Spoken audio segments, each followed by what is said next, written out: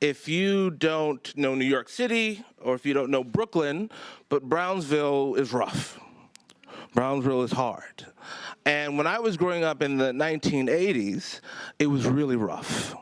It was really hard. It was a struggle, right?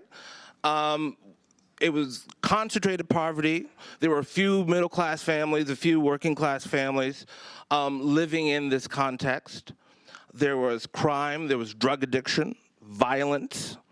It was rough.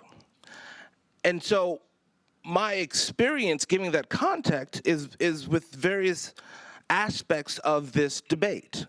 On one side, I have a brother, older brother, who spent most of my childhood in prison. I didn't really know him.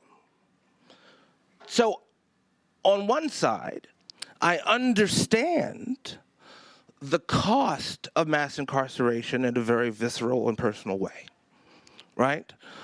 We do over-punish, we do over-police, and it does ruin lives. On the other side, I had a brother that was stabbed to death, murdered in Brooklyn when I was young. I don't remember him. We didn't talk about him. But the pain of that moment was constant throughout my entire life, right? That one event that shows up probably in a data set as a dot transformed the life of my household in profound ways.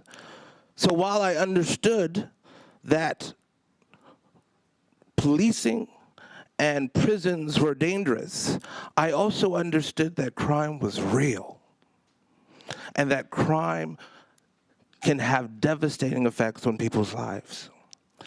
Also growing up, I remember that I wasn't the only one enduring this duality of being suspicious of the criminal justice system, but also wanting more public safety.